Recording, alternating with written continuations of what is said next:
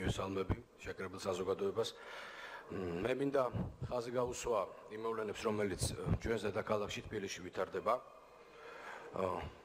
განსაკუთრებით მინდა გამოყო რამდენიმე საგანგაშო შემაშფოთებელი ფაქტი და გაუსვა რამდენიმე ტენდენციას, ძალიან ცუდ მავნე ტენდენციას ხაზი. მე მგონი არც ერთი თბილისელი არ დაიჯერებდა ბატონი მერის გუშინდელ განცხადებას, როცა ბატონმა დავითმა აღნიშნა, რომ 500.000 ხიზძირია უკვე თურმე დარგული თბილისის ტერიტორიაზე. მე არ ვიცი ეს ხეები სად არის დარგული, რა მეთოდით არის დარგული, ვინ დარგა. მე ერთი ვიცი 500.000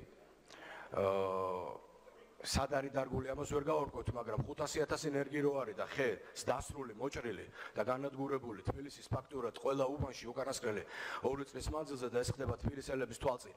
ამაში ნამდვილად ვარ დარწმუნებული. ის დაპირება, მე ვფიქრობ, დაპირება დარჩა ქართული ოცნების თბილისის იმჟამინდელი მერობის კანდიდატის და ამჟამინდელი მერის.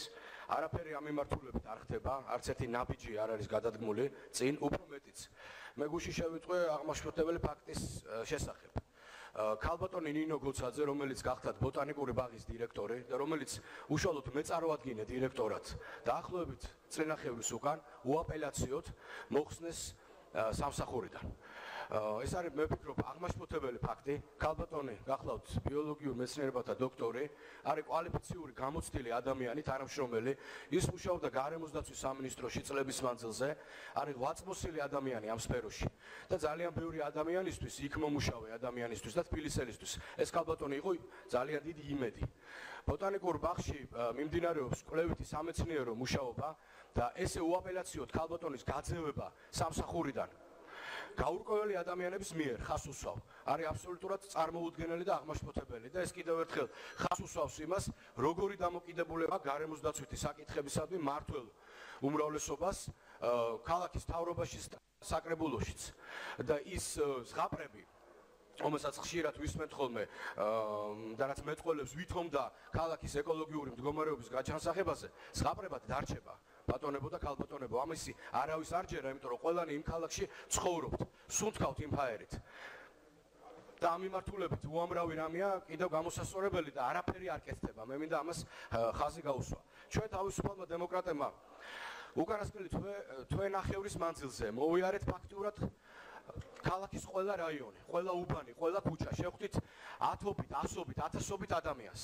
გუშინ ჩვენ ჩავაბარეთ თბილისის მერიას განაცხადი, რომელშიც ფოკუსირებულია ძალიან ბევრი პრობლემა.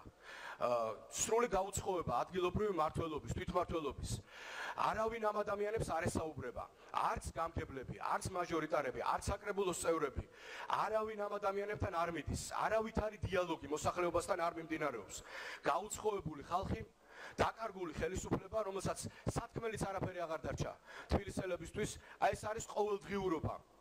ათასობით და 100.000-ობით თბილისელის. მე მინდა გამოყო ერთი ძალიან მნიშვნელოვანი პრობლემა, რომელიც უდგას თემქის მოსახლეობას. თემქის მეოთხე მიკრორაიონი, პირველი 5 და 3 კორპუსების მოსახლეობა არის კატასტროფულ მდგომარეობაში. არის მეწყერსაში ზონა. მე-5 A კორპუსი ფაქტიურად წაღებული აქვს მიწას, ხრამისკენ. სპორტული მოედანი უკვე აღარ არსებობს. ასობით ოჯახი ცხოვრობს ამ 3 მიკრორაიონში. ამ ხალხს სჭირდება შველა და შველა არსაიდან არ ჩანს. უამრავი განაცხადი, უამრავი საჩივარი.